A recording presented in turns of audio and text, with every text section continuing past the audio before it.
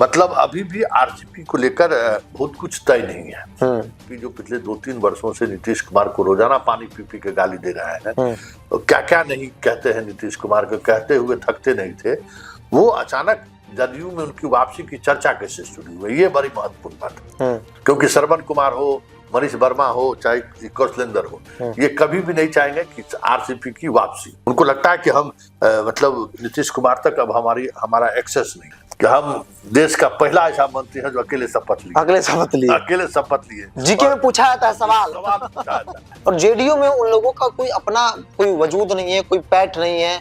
वो जेडीयू के बैनर से अलग वो निशान के लिए कोई पोस्टर लगाते हैं। उनकी वापसी से इन तीनों का राजनीतिक नुकसान हो सकता है। कुर्मी पॉलिटिक्स जो है, कुर्मी पॉलिटिक्स से और सबके सब नालंदा बेस हैं उनको।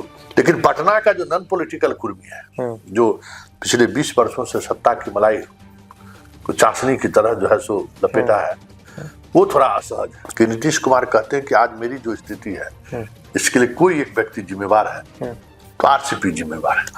हाँ, तो उनके अंतः चेतन में आरसीपी अभी भी है कि नीतीश आरसीपी को लाना चाहते हैं। भाई सवर्ण से उनको नुकसान नहीं होना। हाँ, सवर्ण को गोदी में भी बैठा के चलेंगे ना तो नुकसान नहीं होगा। सवर्ण के सारथी बन के भी चलेंगे तो उनको नुकसान नहीं होगा। बिहार की राजनीति में आज दिन भर दो बातों की चर्चा जोरों शोरों पर रही और आमतौर पर कल भी आपको देखने को मिले तो कोई बड़ी बात नहीं है। पहली चर्चा तेज प्रताप यादव के भोज का, दही चूरा भोज और बड़ा सियासी जमावड़ा हुआ। दूसरी चर्चा आरसीपी सिंह का जेडीयू में वापसी को लेकर, और इस वीडियो में हम सबसे पहले चर्चा करेंगे आरसीपी सिंह को लेकर। उससे पहले दो नेताओं का बयान सुनिए। एक कौशलेंद्र कुमार जेडीयू के सांसद हैं, नीतीश कुमार के करीबी और भरोसेमंद कहे जाते हैं, कुर्मी समाज से आते हैं। और दूसरा बयान जेडीयू के एमएलए वरिष्ठ नेता श्याम रजक क्या कह रहे हैं, दो छोटा बयान सुनिए पहले। अच्छा, अब आरसीपी सिंह को जो है 17 तारीख को आरसीपी सिंह के आने की जो है कवायद तेज हो गई है, लगातार मीडिया में चल रहा है कि देखिए भाई, नेता हैं, बड़े नेता हैं, अब उनको आने का जो कवायद तेज हुआ है तो हो सकता है ऊपर से नेता लोग जानते होंगे और उस पर हम लोग क्या टिप्पणी करेंगे। अगर आएंगे तो सब लोग की जानकारी मिल जाएगी। तो क्या अगर वो कोई मालूम नहीं। अच्छा, क्या वो अगर आते हैं जेडीयू में तो स्वागत करेंगे? तो जेडीयू में आएंगे तो हम उनको विरोध करेंगे। पहले भी स्वागत करते थे, अपने कहा नहीं स्वागत करेंगे भाई, लेकिन आएंगे तब ना आए। नहीं, उनका तो चल रहा है कि वो हमारा नेता नीतीश कुमार है। नीतीश कुमार का अगर आदेश होगा तभी वो आएंगे और उनके बिना आदेश को आ नहीं सकता। और नीतीश कुमार ही जब ले आएंगे तो हम लोग सब स्वीकार करेंगे। सर, सवाल मकर संक्रांति रत्नेश सदा जी ने दिया है और पूरे जो हमारे कार्यकर्ताओं को और तमाम साथियों को उन्होंने बुलाया है और हम सब लोग उपस्थित हुए हैं। सबसे पहले तो उनके प्रति बहुत बहुत बधाई, शुभकामनाएं इस मकर संक्रांति का, क्योंकि आज से नई शुरुआत होती है और माननीय मुख्यमंत्री जी भी कल से अपनी शुरुआत कर रहे हैं यात्रा के माध्यम से और बिहार के विकास में एक मील का पत्थर साबित होगा कल की यात्रा और उसकी शुरुआत आज मकर संक्रांति से हो रही है। आपके यहाँ भी जाएंगे?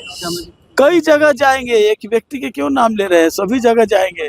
हमको जाना है, गांव में भी जाना है, कई शहरों में भी जाना है, अभी भारतीय जनता पार्टी कार्यालय भी जाना है, सभी जगह जाएंगे। ये सांस्कृतिक पर्व है, यहाँ कोई राजनीतिक नहीं होती है, यहाँ सभी लोग मिल करके सौहार्द बनाते हैं। सबको हम शुभकामना देना चाहते हैं। आरसीपी सिंह को लेकर चर्चा हो रही है। आरसीपी सिंह ने कहा है कि हम नीतीश कुमार से अलग कब थे, अब उन्हें निश्चित रूप से वो अलग कब थे अलग बात है, लेकिन वो तो बड़े नेता रहे हैं। आए, स्वागत है ऐसे लोगों का, तमाम लोगों का। बिहार के निर्माण में, नीतीश की अगुवाई में, जो पूरे देश में जो आज बिहार को सर्वश्रेष्ठ राज्य के लिए प्रयत्नशील है, उसमें अगर आदरणीय श्री आरसीपी सिंह आज जी आते हैं तो उनका स्वागत है। Thank you sir. तो आपने सुना, जेडीयू में वापसी को लेकर आरसीपी सिंह को लेकर जब सवाल पूछा गया, कौशलेंद्र कुमार ने कहा कि भाई हम कौन होते हैं, मुख्यमंत्री हैं, बड़े नेता हैं और वो आदेश दे देंगे एक बार तो फिर कौन उनको रोक सकता है, हमको कोई दिक्कत नहीं है। नालंदा से आते हैं, नालंदा के सांसद हैं। दूसरा श्याम रजक ने भी कहा कि भाई उनका तो अपना घर है, वो पार्टी से गए ही कब थे। और इन बयानों के बाद इस तस्वीर को भी देखिए। जब से चर्चा हुई कि आरसीपी सिंह जेडीयू में वापसी कर रहे हैं, एक गुट जेडीयू के अंदर, या फिर यूं कहें कि वैसे नेता जिनका टिकट विगत विधानसभा चुनाव में जेडीयू वाला कमान ने काट दिया, टिकट से वंचित कर दिया, वो लोग अब एक एक करके आरसीपी सिंह के दरबार में पहुंचने लगे हैं। जय कुमार सिंह दिनाल से टिकट कटा और बेलसंड वाले चौहान जी भी पहुंच गए, उनका भी टिकट कटा। उनको मिला कि भाई हो सकता है जेडीयू में वापसी हो रही है तो आरसीपी सिंह को पहले से ही पकड़ लिया जाए। मेरे साथ वरिष्ठ पत्रकार संतोष सर है। आखिर जो चर्चा हो रही है ये प्लांटेड खबर है, खबर चलवाया जा रहा है, या फिर वाकई में नीतीश कुमार और आरसीपी सिंह के बीच कोई बातचीत हो रही है अंदर ही अंदर? देखिए, कौशलेंद्र जी के बयान में तो जो मीडिया सवाल पूछ रहे हैं तो सवाल पे यही करा कि 17 तारीख को वो आ रहे हैं। 17 तारीख को आ रहे हैं, आज 14 तारीख हो ही गया ना, 15, 16 3 दिन बाद उनको आना है। लेकिन कौशलेंद्र ने ये भी कहा कि भाई हम लोग को कोई जानकारी नहीं है। हम लोग को दिक्कत तो नहीं है, दिक्कत भी नहीं है, हम लोग कोई जानकारी भी नहीं है। नीतीश जी जो तय करेंगे तो हम लोग मानेंगे। मतलब अभी भी आरसीपी को लेकर बहुत कुछ तय नहीं है। लेकिन सवाल यह है कि आरसीपी का मुद्दा सामने कैसे आए, ये बड़ा सवाल है कि आरसीपी, वो आरसीपी जो पिछले 2-3 वर्षों से नीतीश कुमार को रोजाना पानी पी पी के गाली दे रहा है, तो क्या क्या नहीं कहते हैं नीतीश कुमार को, कहते हुए थकते नहीं थे, वो अचानक जदयू में उनकी वापसी की चर्चा कैसे शुरू हुई, ये बड़ी महत्वपूर्ण बात है। और इस चर्चा के बीच जो पहले बार हम लोग इस पर किए थे कि श्रवण कुमार का संजय झा से मिला, मनीष वर्मा का संजय झा से मिलना, ये स्वाभाविक चीज नहीं है। कहीं न कहीं अंदर खाने में कुछ न कुछ चीजें चल रही है, क्योंकि श्रवण कुमार हो, मनीष वर्मा हो, चाहे कौशलेंद्र हो, ये कभी भी नहीं चाहेंगे कि आरसीपी की वापसी, क्योंकि उनकी वापसी से इन तीनों का राजनीतिक नुकसान हो सकता है। कुर्मी पॉलिटिक्स जो है, कुर्मी पॉलिटिक्स से, और सबके सब नालंदा बेस हैं, तो उनके इलाका वही है नालंदा। हाँ, तो ये है। और नालंदा की कुर्मी भी नहीं अब चाहते हैं कि आरसीपी आए, क्योंकि 2 चुनाव में उन्होंने विरोध कर दिया, पार्लियामेंट के चुनाव में भी और विधानसभा चुनाव में भी, तो कोई चाहता नहीं है क्या। लेकिन पटना का जो नॉन पॉलिटिकल कुर्मी है, जो पिछले 20 वर्षों से सत्ता की मलाई को चाशनी की तरह जो है सो लपेटा है, वो थोड़ा असहज है। उनको लगता है कि हमारी सरकार नहीं है, उनको लगता है कि हम मतलब नीतीश कुमार तक अब हमारा एक्सेस नहीं है। इस वजह से थोड़ी असहज है पटना के कुर्मी असहज है। अधिकारियों का जो संपर्क है, जो आरसीपी से सीधा डील होते थे, वो भी थोड़ा असहज है। ये सारे लोग प्रेशर ग्रुप हैं जो कहीं न कहीं प्रेशर बना रहे हैं सरकार पर नहीं, मतलब नीतीश कुमार के आसपास के लोगों के ऊपर। लेकिन एक बात जो कई बार हम लोगों ने भी, जो हाउस के काफी करीब रहे हैं, उनके सहारे ये सुनने को मिलता रहा है कि नीतीश कुमार कहते हैं कि आज मेरी जो स्थिति है इसके लिए कोई एक व्यक्ति जिम्मेवार है तो आरसीपी जिम्मेवार है। हाँ, लेकिन हाल के दिनों में ऐसा हुआ कि वो सब लोग आ रहे थे तो पूछे आरसीपी कहाँ है, समझे, तो उनके अंतः चेतन में आरसीपी अभी भी है। उसके बाद से ये चर्चा शुरू हुई है कि नीतीश आरसीपी को लाना चाहते हैं। लेकिन जिस मना स्थिति में आरसीपी है, बेटा को भी राजनीति में विरासत की बात हो रही है, मुख्यमंत्री के बेटा, हाँ, मुख्यमंत्री के बेटा का, तो फिर और ऐसा नहीं है। आरसीपी के आने के बाद अगर आरसीपी यहाँ लौटते हैं फिर तो पहले वाली स्थिति में तो आरसीपी रहेंगे नहीं। जो पहले उनका एकदम जो चलता था वो तो दिख नहीं रहा कि उस तरीके से उनकी वापसी भी होगी, तो वो उस मिजाज में रहेंगे। लेकिन एक बात तो है कि अंदर में कुछ न कुछ ऐसी चीजें चल रही हैं जो पूरे पॉलिटिक्स को असहज किया हुआ है। कि देखिए है क्या ना, पार्टी के कार्यकारी अध्यक्ष संजय झा, विजय चौधरी, ललन सिंह, मतलब जो फॉरवर्ड पॉलिटिशियन जो चिन्हित है वही पावर में दिखते हैं, नीतीश के इर्द-गिर्द तो वही दिख रहे हैं, वही दिखते हैं। तो इससे कुर्मी समाज, जबकि ऐसा नहीं है कि पहले वो नहीं दिखते थे, पहले भी दिखते थे। देखो नीतीश कुमार की राजनीतिक शैली है, भाई सवर्ण से उनको नुकसान नहीं होना। हाँ, सवर्ण को गोदी में भी बैठा के चलेंगे ना तो नुकसान नहीं होगा, सवर्ण के सारथी बन के भी चलेंगे तो उनको नुकसान नहीं होगा। ये वो उनकी पॉलिटिक्स है। उनको पता है कि हम किसी बैकवर्ड को लेकर चलेंगे साथ इस तरीके से तो वो हमको नुकसान पहुंचा सकता है। विजय सिन्हा हो, विजय चौधरी हो, चाहे संजय झा हो या ललन सिंह हो, ये लोग अगर साथ भी चलेंगे ना, नीतीश कुमार ड्राइविंग करे और बगल में बैठ के चले, फिर भी वो नुकसान नहीं पहुंचा सकते। लेकिन अगर सम्राट चौधरी को जो दिखाने की कोशिश हो रही है तो थोड़ा नुकसान नीतीश कुमार, इसलिए उनके पूरे राजनीतिक करियर को देखिए, 2005 से शुरू कीजिए कि एक भी बैकवर्ड चेहरा उसके इर्द गिर्द कभी नहीं दिखे। आरसीपी रहे तो बंद कमरे में, सार्वजनिक तौर पर आरसीपी कभी नहीं दिखे। पहले तो पदाधिकारी थे, हाँ, तो उनकी वो रणनीति है कि हम बैकवर्ड को साथ लेकर चलेंगे तो हमारा राजनीतिक नुकसान हो सकता है। और नीतीश इस बात, क्योंकि देखिए नीतीश कोई ऐसे जात के तो नेता है नहीं जिसका 2-4-5-10% वोट बैंक हो, लालू वाली स्थिति तो है नहीं। ये वोटों को जोड़कर एक मजबूत नेता बने हुए हैं। सामाजिक समीकरण को इस तरीके से इन्होंने ताना बना उस वजह से ये, तो उसका उसमें ये उनके राजनीतिक कंपल्सन है, उनकी मजबूरी है कि हम फॉरवर्ड को लेकर चले। तो जब तक नीतीश कुमार थोड़ा मतलब मानसिक तौर पर पूरा टाइट थे, तब तक लोगों को एहसास नहीं होता था। अभी लगता है कि सब ललन सिंह खा रहा है, संजय झा खा रहा है, विजय चौधरी खा रहा है। तो जो पटनाइट पॉलिटिक्स है ना कुर्मियों का, वो पॉलिटिक्स थोड़ा असहज अपने आप को महसूस कर रहा है। इसलिए निशांत के सहारे राजनीति को साधने की कोशिश की। आप एक बात गौर करिएगा कि जितना इस बैनर पोस्टर लगाने वाला है पटना में वही जो निशांत को लगाता था वही अब आरसीपी के लिए कर रहा है। लॉबी वही है। और जेडीयू में उन लोगों का कोई अपना कोई वजूद नहीं है, कोई पैठ नहीं है। वो जेडीयू के बैनर से अलग वो निशांत के लिए कोई पोस्टर लगाते हैं, कभी वो आरसीपी को राजनीति में आने और माफ कीजिएगा आरजेडी में आने की चर्चाओं को और तूल दे देते हैं।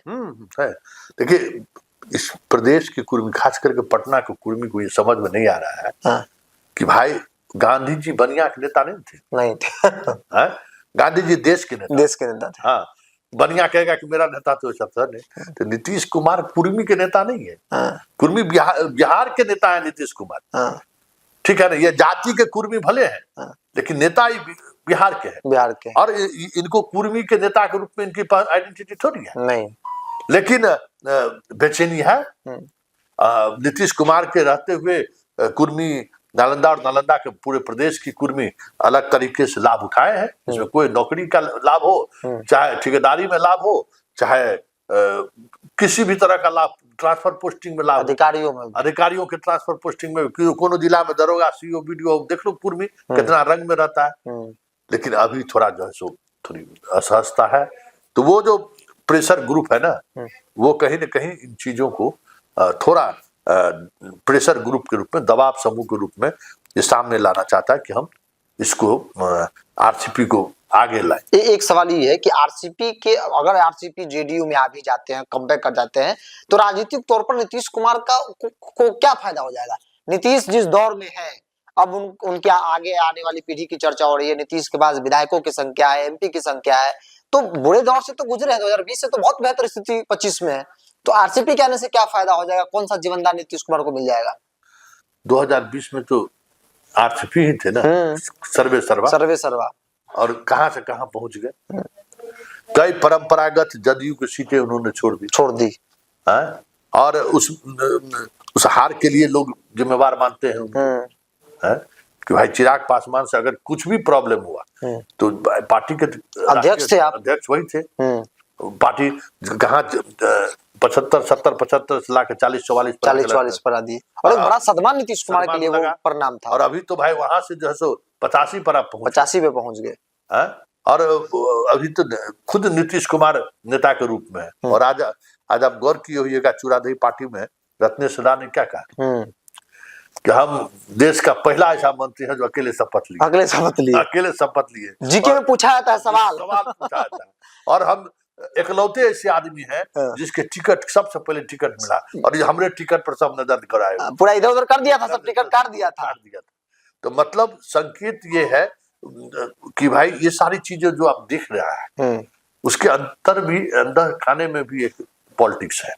जो पॉलिटिक्स कहीं न कहीं आरसीपी को चाह रहा है कि भाई हम लाए अलग अलग। जिनकी पॉलिटिक्स साइड दरकिनार कर देगी, वो चाहते हैं उनके सहारे कम से कम मिनिस्ट्री आ जाए। अब जय कुमार सिंह हो चाहे राणा रणधीर सिंह हो, हाँ। ये सब जो चाह रहे हैं कि इस बार इन लोगों का टिकट कट गया, सीट चला गया वहाँ सहयोगी दल को हाँ। ये लोग अपना आरसीपी के सारे राजनीति साधना चाहते हैं। हाँ। तो हर पॉलिटिक्सियन के यहाँ 2-3 ग्रुप तो रहता ही है ना। हाँ। तो उस ग्रुप में जो है सो ये चीजें चल रहे हैं, लेकिन आरसीपी को लेकर 17 तारीख में वक्त कहाँ है। हाँ। तो 2 दिन बाद तीसरा दिन है, लेकिन ऐसा होता हुआ दिख नहीं रहा है इतना सहजता के साथ, क्योंकि भाई 17 तारीख में 16 से तो यात्रा पर निकल रहे, फिर तो खुद व्यस्त हो जाएंगे वो। उनके पास सुबह निकलेंगे, शाम में लौटेंगे। तो फिर वहां मिलन समारोह के लिए कहाँ से रुकने वाली वो। और हमें नहीं लगता है कि आरसीपी उमेश कुशवाहा से के बाद मिलेंगे, जिस उमेश कुशवाहा को उन्होंने प्रदेश अध्यक्ष बनाया था। तो ये सारी चीजें हैं, लेकिन एक बात तो है, इस चर्चा से जदयू की पॉलिटिक्स में गर्माहट आ गई। एक अध्यक्ष सवाल लेते हैं, तेज प्रताप यादव का आज तो पूरा जलवा दिखा, हर जगह तेज प्रताप नजर आए, हिट हो गया पूरा कार्यक्रम। लालू यादव चले गए, हालांकि तेजस्वी यादव नहीं गए। लगता है कि जो भाई भाई के बीच का मनभेद या मतभेद कह लीजिए, वो खत्म नहीं हो रहा है। देखिए, जिस तरीके से तेजस्वी व्यवहार कर रहे हैं, नॉन पॉलिटिकल अप्रोच है, यहाँ भाई तो भाई है, यहाँ तो वैसे भी विरोधी रहता है, उसके यहाँ निमंत्रण आता है तो चला आता है, लोग उसके खाता पीता है। एक बात तो तय मानिए कि तेज प्रताप अगर थोड़ा भी वैचारिक रूप से मजबूत रहता ना, तो इसी झटके में अभी जो राजनीति चल रहा है ना, उसी में नेता बन गया रहता राजद का। क्योंकि दोनों भाई में कंट्रास्ट क्या है, एक सहज और सुलभ है, लेकिन व्यवहार कुशल है तेज प्रताप। कोई मिल सकता है, कभी भी मिल सकता है, लेकिन किसको कब वो क्या कह देगा इसकी कोई गारंटी नहीं। किसको घर के अंदर बंद कर देंगे, कई तरह के मारपीट कर देंगे, कुछ भी कर सकते हैं, वीडियो बना लेंगे। अक्सर चर्चा में रहते हैं। तो उस वजह से पार्टी के जो बड़े लोग हैं या बड़े कार्यकर्ता तो गंभीर है, वो दूरी बना लेते हैं, दूरी बना कर रह रहे हैं। दूसरे के साथ क्या है, किसी से मिलना ही नहीं। दोनों के साथ 2 तरह का समस्या है। अगर ये थोड़ा भी बौद्धिक तौर पर अगर मजबूत होता, तब तेजस्वी को लालू यादव के उत्तराधिकारी घोषित करने से उत्तराधिकारी नहीं रह पाता। जिस तरीके से तेज प्रताप अगर थोड़ा भी संवेदनशील रहता, तब इसी चुनाव में इसी मौका था, ये चुरादही के सहारे जो है ना, पूरे राजद को बाएं से दाएं घुमाया था। क्योंकि आज सिर्फ अपने परिवार को ही इसने नहीं जोड़ा है, परिवार के लोगों को एक जगह इकट्ठा करने में कामयाब रहा। साथ ही बीजेपी, देखिए बीजेपी उनका इस्तेमाल करना चाहती है पार्टी, मतलब आरजेडी में सेंधमारी करने के लिए, वो भी तो होने नहीं दिया ना। अपने परिवार को ही बुला लिया। छोरा ने मामा से लेकर सब लोग आए। जो साधु सुभाष को जंगल राज का प्रतीक कहा जाता है, वो आपके लिए हो सकता है, मेरा मामा है। विजय सिन्हा को भी बिठाया, राज्यपाल भी आए और दोनों मामा सुभाष साधु यादव भी आए। तो इस लिहाज से एक बड़ा मैसेज उन्होंने दिया है। लेकिन उस मैसेज का मतलब को लेकर गंभीरता से लोग इसलिए नहीं सोचते हैं कि इनका जो चाल चरित्र चेहरा रहा है ना, कब क्या ही कर दे कोई ठीक नहीं। तो आज तेजस्वी ने तो वाकई में बड़ा दाव खेला था। चलिए, तेजस्वी यादव अगर वो जाते तो शायद ऐसी चर्चा होती कि भाई चलो तमाम बातों को भूलकर एक भाई दूसरे भाई के यहाँ गया, न जाना नॉन पॉलिटिकल एक्टिविटी के तौर पर देखा जा रहा है। बहरहाल जेडीयू के अंदर या फिर पूरे पॉलिटिक्स में जो चर्चा आरसीपी को लेकर हो रही है, जानने समझने की कोशिश की कि एक कुर्मी लॉबी जो चाहता है कि आरसीपी सिंह के सहारे जेडीयू की राजनीति में आए और नीतीश कुमार के करीब जाए। खासतौर पर जो पटना के कुर्मी है, उनकी ऐसी कोशिश है। और राजनीतिक तौर पर जो जेडीयू के अंदर हाशिए पर चले गए हैं, वो भी हाथ पर मार रहे हैं कि चलो इसी बहाने आरसीपी को लाया जाए, एक लॉबी मजबूत किया जाए और अपनी राजनीति को साध लिया जाए। लेकिन इतना तो तय है कि आरसीपी के आने से आरसीपी सिंह का फायदा हो सकता है, नीतीश कुमार का बहुत कुछ फायदा हो जाए, जेडीयू का बहुत कल्याण हो जाए, ऐसा लोग नहीं मानते हैं। बहरहाल इस पूरी रिपोर्ट में इतना ही। बहुत बहुत धन्यवाद।